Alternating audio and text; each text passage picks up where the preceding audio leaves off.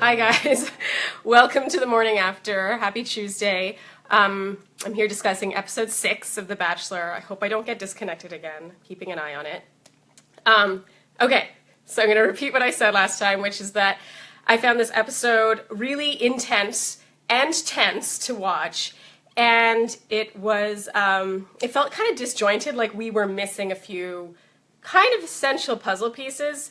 But I'll get to that in a second. I'm going to paint the broad strokes of what I thought. First of all, back to the beginning of the episode. I am a big Taylor fan. You guys know that I've been defending Taylor a lot. And I don't think she's perfect, but I just don't think she's deserved the flack that she's gotten.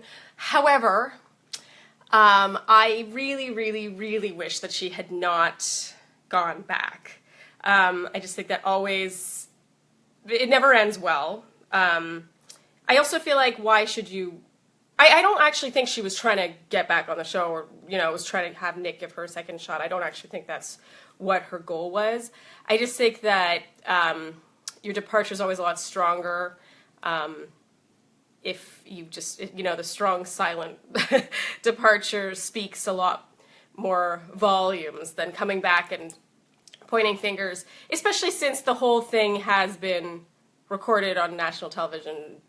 People will see and make their own judgments on that. So I kind of wish she hadn't come back, especially since she, in her sort of agitated state, wasn't quite as eloquent. Actually, not eloquent, that's not the word, but she didn't quite articulate what it was that Corinne had done, other than that she'd lied and called her a bully when that wasn't true. It just sort of felt like we weren't hearing anything we had not heard before, and there was a lot of build-up, and I just sort of wish that she had just, dusted her hands off and been sayonara. So, yeah, that's my thoughts on the Taylor return. Oh, Christina. Does anyone not like Christina? Was there a dry eye in the room watching Christina's Date? She's lovely, she's strong, and just so together, has such a sense of self-worth, and I was a huge Christina fan, huge. And we've seen our share of sob stories on the show, but I mean, and not to call what she's been through a sob story, but it's like, it really puts things into perspective, and it makes you appreciate what you have. It makes you realize how lucky you are. The group date, this is the date where I felt like we were missing a few pieces. Like, I sort of felt like everyone was acting like the volleyball activity was a competition for Nick's time, but no one ever actually said that. So it's like they were super intense about this volleyball date, yet it's like, is there anything on the line? Like, what's the point? So they were sort of acting like they were going to miss out on time with Nick, and if that were the case, why weren't we told about that? It was a really strange, hyped up, really, really tense, I didn't really understand what was going on. And it seemed to go sour really fast. It started out ha ha ha, playing volleyball, and then all of a sudden it's Corinne went and took a shot. I don't even think it was about Corinne, and suddenly everyone was in tears. It was really, really odd. And I wasn't sure if maybe it was just dragged on longer than people wanted, or if there was time with Nick on the line. I don't know. It was weird.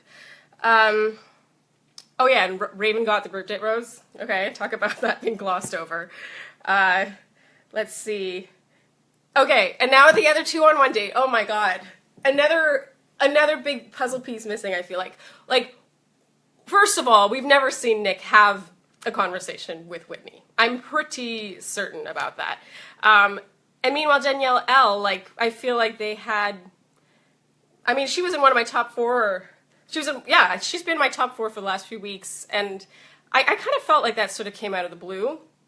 I'm not surprised, because like I said last week, I don't really see much there with Danielle L.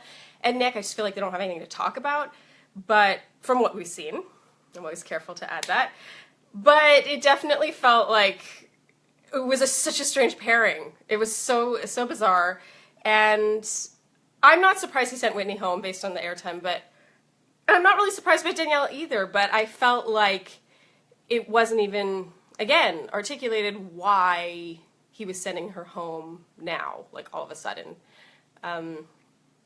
I have to imagine it's because of, a sort of je ne sais quoi, a wavelength thing, which through the screen, I'm not getting between the two of them, but I just felt like that wasn't made clear. I could go on. Overall, it wasn't a bad episode. I enjoyed it. It was good TV. I actually like it when a lot of people go home, just because I feel like it gets more serious and you can really focus on the relationships that are really going somewhere. It's just more interesting for me, but yeah, it was like a really intense episode. I just sort of felt like we were in the dark a lot this week. Anyway, let me know in the comments what you guys think, if you agree, and be sure to check out my Flare recap, which will be coming later today, and my Pretty Pandas recap, which will come later this week. Thank you for tuning into The Morning After, and I'll see you next week. Bye.